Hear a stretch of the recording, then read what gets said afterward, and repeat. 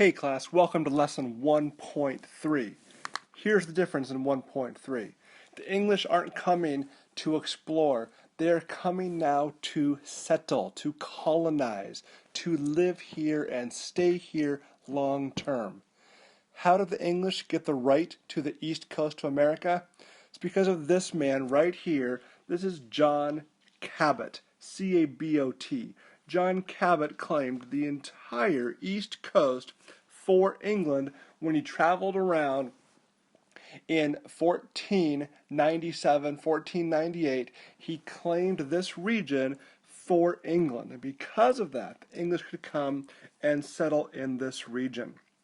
Well, the very first attempt to settle in the region was organized by a man named Sir Walter Raleigh, the guy right here with the peacock around his neck. He organized this adventure in 1585. Where are they going to? They're going to Roanoke Island, right here in present-day North Carolina. Notice the distance between Roanoke and Jamestown, two hotspots we're going to talk about today. Well, this adventure to Roanoke failed due to lack of leadership, due to Indian attacks, and also due to disease. So, he's going to try it again in 1587. This time, he puts a guy in charge named John White. He is confident that John White's going to be successful. They go there to Roanoke, get themselves all settled, and unfortunately, they realize they need more supplies. So John White returns to England. While there, war breaks out, and he is forced to stay in England and fight for 3 years. He leaves behind his daughter and granddaughter in the New World, and he stays to fight. He comes back 3 years later.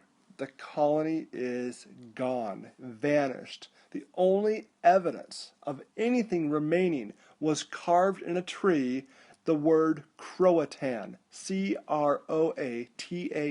Croatan. And that was the name of the Indian tribe in that area. We don't know what happened. We don't know if it was an Indian attack. We don't know anything. But they're gone, known as the Lost Colony. This is the first attempt at an English settlement, but it was not the first permanent because, of course, it's not going to make it. The one that's going to make it, of course, is here at Jamestown. But, of course, before the English arrive in Jamestown, who's already there? Of course, the Powhatan Indians. P-O-W-H-A-T-A-N, the Powhatan Indians. They're woodland Indians, meaning that they stay in one location. They live in these wigwams that you see. And while there, they would hunt and they would fish and they would plant vegetables, a highly successful group. Their chief was called Powhatan, and he was pretty suspicious of the English who would show up, and he had a good reason to be suspicious. So the Powhatan are there, and then next thing you know, 1607 hits. May of 07, America really begins at this point. The English arrive in Jamestown. Jamestown is the first permanent English settlement in the New World. 104 men and boys reach the James River, which they named after their King James, Jamestown, named after King James, and they're going to come and settle in this area. Unfortunately, most of the people who came over were noblemen, and these noblemen were not accustomed to working very hard. So it's not going to get off to a really great start. And there are a number of hardships that they faced at Jamestown early on. First, the noblemen, they were committed only to finding gold and riches for themselves, not helping the entire team. Second hardship, those who did labor, the workers who came along, they were tired of working, watching the noblemen eat their food. So they're saying, we're done working because we don't want to keep feeding them. Thirdly, the drinking water was incredibly impure, a lot of sickness. And then fourthly, the mosquitoes were often carrying malaria. It was not a nice place to be. And things are going to actually get worse even from where they are right now. They did get some relief when John Smith took control. John Smith had come over on the very first ships to Jamestown, but he wasn't the one in charge. He's now placed in charge, and he says, if you don't work, you don't eat. And that really whipped the nobleman into shape, and he's going to really help turn the tide of the folks in Jamestown. Unfortunately, he's going to get injured by gunpowder and return to England. While he is gone, Indian attacks mounted. A fire broke out through the fort, and of course, disease continued to devastate the colony. Things would get so bad that in the winter of 1609-1610, they're going to call it the starving time. By this point, by the way, about 600 people had arrived in Jamestown looking to settle there. 600. But by the spring of 1610, that number was back down to 60. 90% of the English of Jamestown are dead. It got so bad that winter that they were forced to eat horses and dogs and snakes and mice. It was horrible, and they actually packed up ready to leave to go home to England.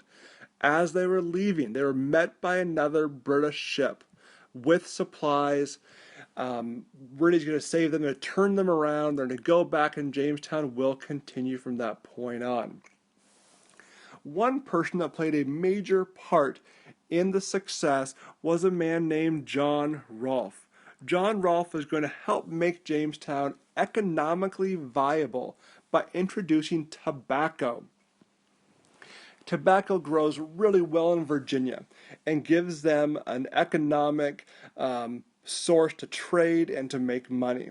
And he will go on to marry Pocahontas. It's not John Smith, as the movie wants to tell you, but rather it is Pocahontas that marries John Rolfe.